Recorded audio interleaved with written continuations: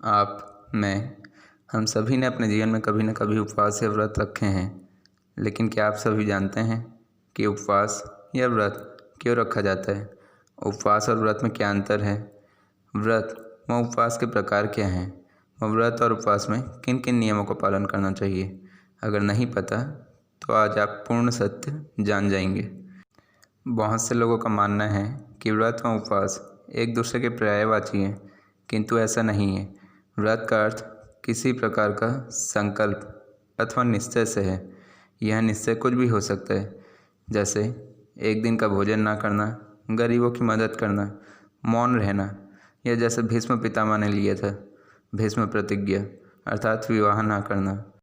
व्रत मन की शुद्धि के लिए किया जाता है।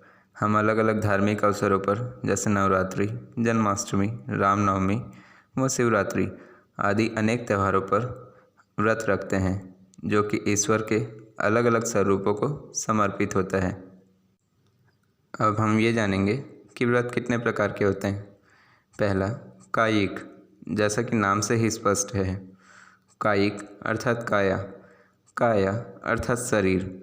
इस प्रकार के व्रत में हमें हिंसा का त्याग, धन का संग्रह ना करना, सात्विक भोजन करना और वो भी केवल एक समय पर, ब्रह्मचार्य अर्थात ब्रह्मा का आचरण का पालन करना होता है।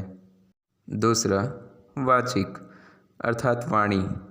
इस व्रत में हमें वाणी पर नियंत्रण रखना होता है, जैसे अहंकार का त्याग, क्रोध पर नियंत्रण, कठोर वचनों पर काबू व अपशब्द का उपयोग ना करना। हो सके तो इस व्रत में मौन रहना चाहिए, इसे ही मौन व्रत भी कहते हैं। तीसरा, मानसिक। इस व्रत में हमें अपने मन पर नियंत्रण करना होता है।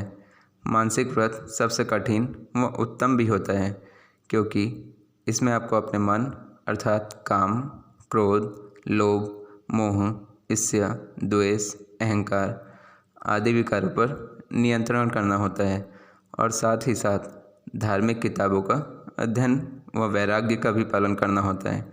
वैराग्य अर्थात इच्छाओं का त्याग। चौथा, अयाचित। इस व्रत में केवल एक बार ही भोजन करना होता है, वो भी वो भोजन जो बिन मांगे आपको प्राप्त हो। और इस व्रत में आपको अपने संकल्प का पालन करना भी अनिवार्य होता है।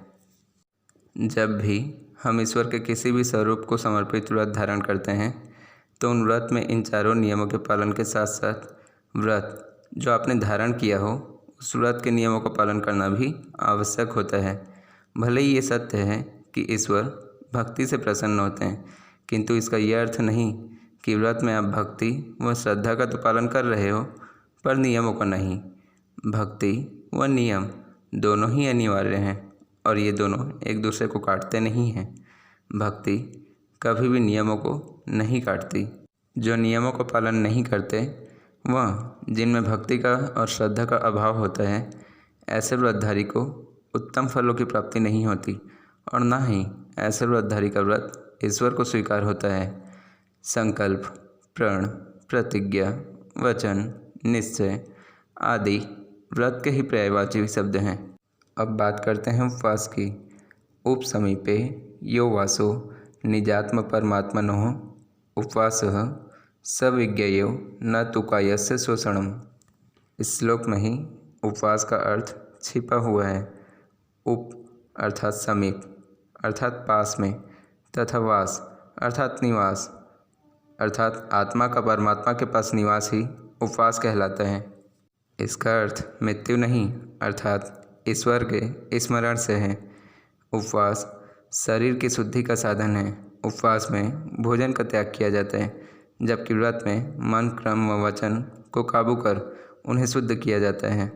उपवास में भोजन का त्याग इसलिए अनिवार्य है ताकि ईश्वर के ध्यान में बाधा उत्पन्न न हो। अब हम जानेंगे कि उपवास कितने प्रकार के होते हैं। पहला, प्रातः उपवास। इस उपवास में सिर्फ सुबह भोजन का त्याग कर दोपहर व रात में भोजन किया जाता है। दूसरा, अद्धो उपवास। इस उपवास में पूरे दिन में केवल एक बार ही भोजन किया जाता है, किंतु वो भोजन रात को नहीं होना चाहिए। तीसरा, एकाहार उपवास। जैसा कि नाम से ही स्पष्ट है, एक समय में केवल एक ही आहार, अर्थात यदि उपासक सुबह रोटी ग्रहण करता है तो साथ में वह सब्जी ग्रहण नहीं कर सकता। सब्जी उसे शाम को ग्रहण करनी होगी। इसी को एक आहार उपवास कहा जाता है।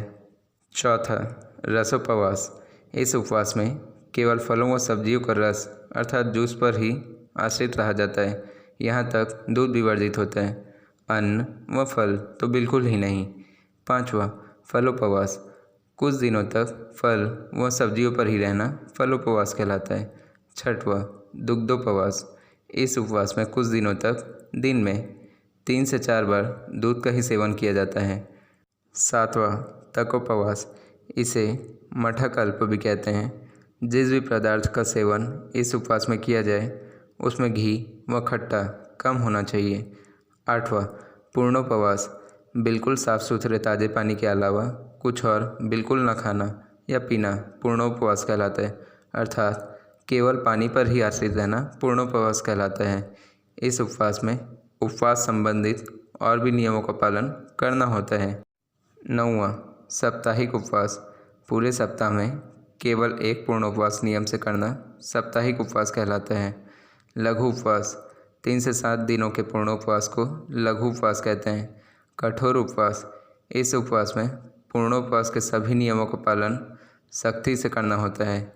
यह उपवास असाध्य रोगों में लाभदायक सिद्ध होता है, किंतु सभी नियम जाने बिना करना विपरीत सिद्ध हो सकता है। 12वां, टूटे उपवास।